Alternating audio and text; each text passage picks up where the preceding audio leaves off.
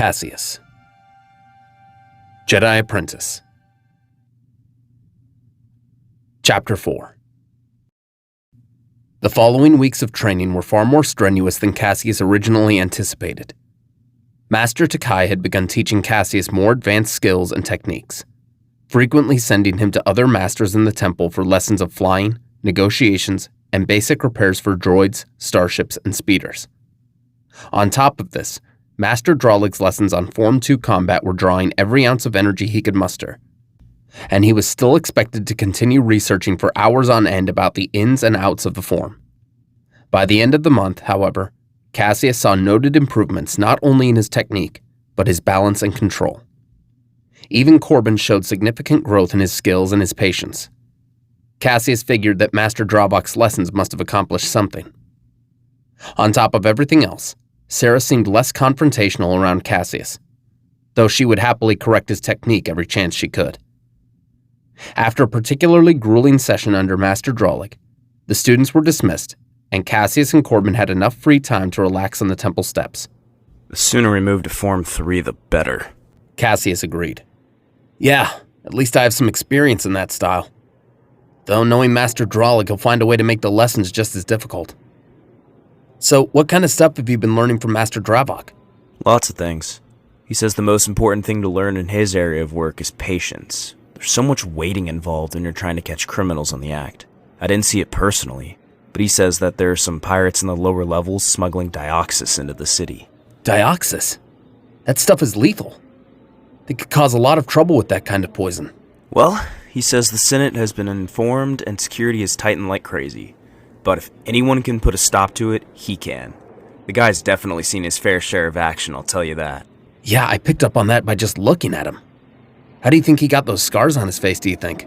From what I could gather, he and his master stopped the transport of wild Nexu on level 1313. Nexu? Nasty critters. Lots of eyes, even more teeth, and razor-sharp claws. They stopped the transport, but the Nexu got loose. Carved them up pretty good, but they put an end to them. Why would they have been transporting creatures like that? All kinds of reasons.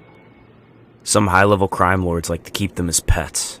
Some use them for sport and pit them against other creatures. The worst is when they use them for executions. I'd hate to be on the receiving end of those teeth. No kidding. So what's the news outside the Republic? Are they still keeping an eye on the Viceroy? More or less.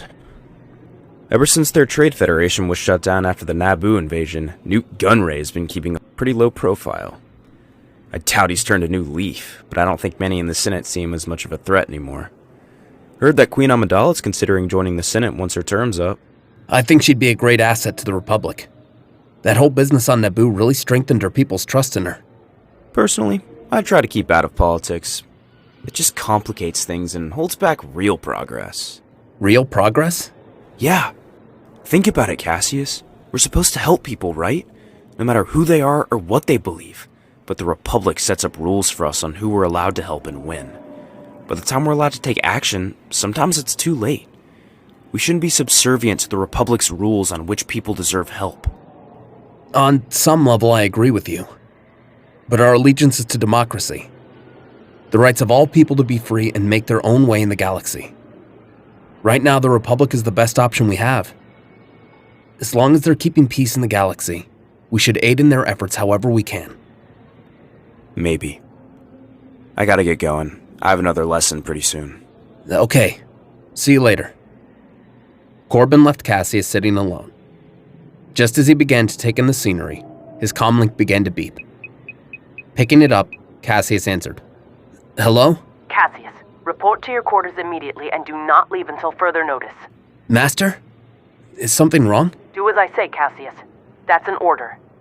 Without another word, Caseus got up and returned swiftly to his room, feeling extremely confused.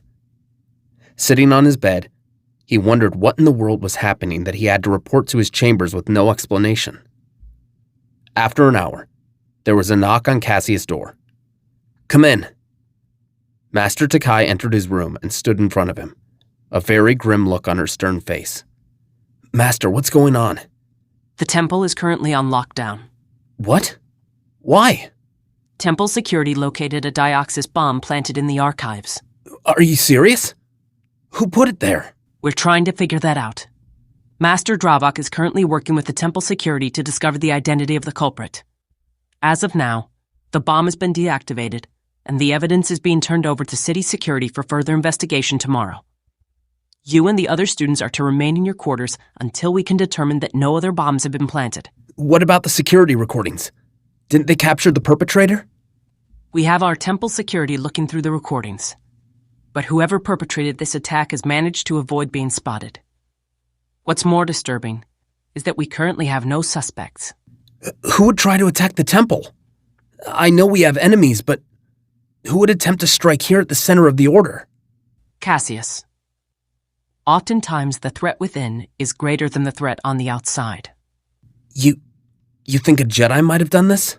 I don't know, Caseus. I don't have any answers. I must report to the younglings and ensure that they stay safe. In the meantime, I urge you to clear your mind and wait here until you're called. Yes, Master. Within the hour, Caseus and the other students were summoned to the briefing chambers and told what had happened.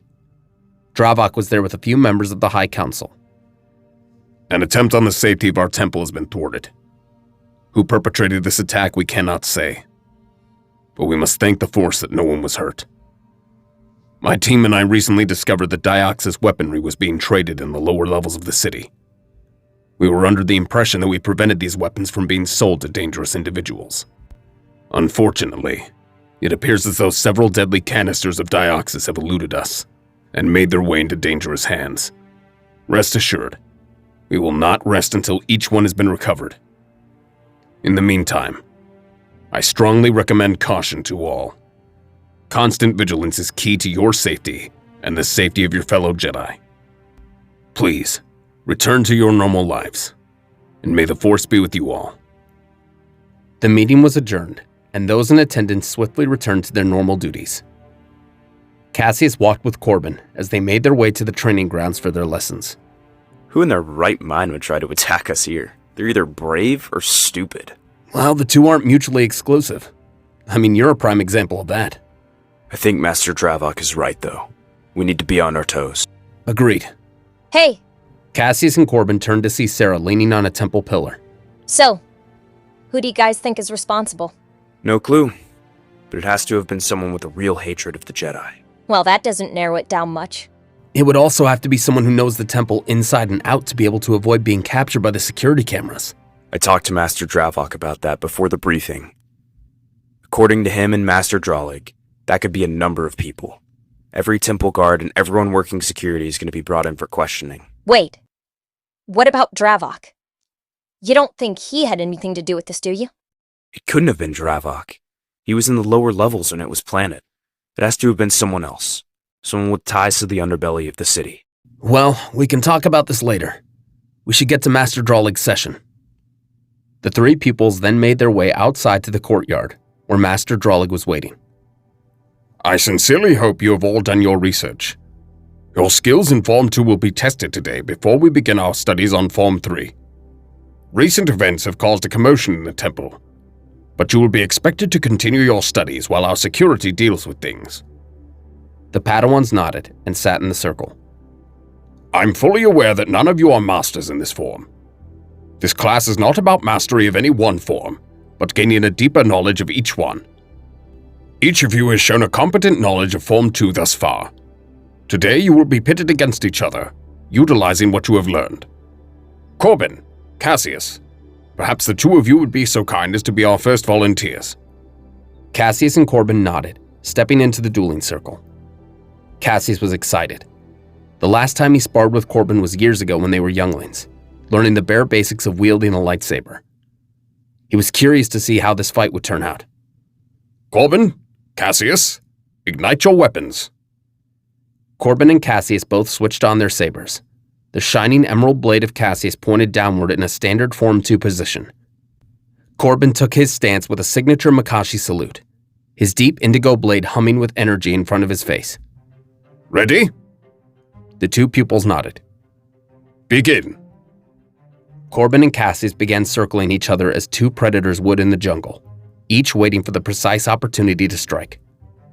Corbyn would be the first to strike quickly, angling his blade in a swift cut towards Caseus' feet. Caseus swiped his blade down in response, catching the blade before it could make contact. The two sabers began striking each other with deft accuracy and precision. Caseus kept his mind calm. There was no fear in his mind, nor in Corbyn's. They knew each other too well to be intimidated by the other. Caseus swiftly stepped to the side and struck at Corbyn's arm, who countered with a surprisingly graceful repose, blocking the attack and attempting to spin Caseus' blade from his grip. Caseus was smart enough to notice this and swiftly countered, turning his wrist and countering with a stab to Corbyn's torso, which he evaded, breaking the engagement. The two continued back and forth, neither gaining the advantage until Caseus clashed blades with Corbyn and quickly angled his blade downward towards Corbyn's wrist, forcing him to drop his weapon. Excellent work, you two. I will be sure to inform your masters of this impressive performance. Have a seat. Corbyn and Caseus bowed as they sat, listening to Master Drolig's lecture, as he called up other students to participate. By the end of the day, every student had managed to sufficiently prove their skill with Makashi. I am pleased to see you have all learned something from these lessons. Our next class will focus on Form 3, the defensive form. I will see you then. Please report to your masters now and do not wander. Padawans have not yet been cleared to roam the temple until a search has been completed. The day drew to an early close as the students left the training grounds. Caseus and Corbyn walked through the halls of the temple to find their masters. Not bad out there. Pretty clever trick. Thanks. I picked it up while I was researching Master Dooku the other day. Well, we'll see if you're lucky enough to win next time we fight. Caseus and Corbyn suddenly halted, both feeling an intense disturbance from nearby. You sense that? Yeah. Come on. Caseus and Corbyn rushed down the corridor. It's coming from the security quarters. They entered the chamber, looking through the window to the quarters, only to see two Jedi face down on the floor, struggling to move or breathe, a sickly green gas filling the room. Dioxis! Corbyn, sound the temple alarm! Caseus opened a pouch on his belt, removing his rebreather. Caseus, no! Your rebreather won't filter out the dioxis. It's better than nothing. I'll be okay. Just sound the alarm and be ready to seal off this door. Caseus attached his rebreather and rushed in, the dioxis immediately burning his nose and eyes. Grabbing the two Jedi, he pulled them out towards the doorway, his breathing becoming quickly shallow and labored as his vision grew blurry. Before he could reach the door, it sealed up. Caseus panicked, his breath quickly failing as dioxis gas filled his lungs. He collapsed. As his vision began to fade, a blue blade of light cut through the door, and a shadow walked towards him, before everything went black.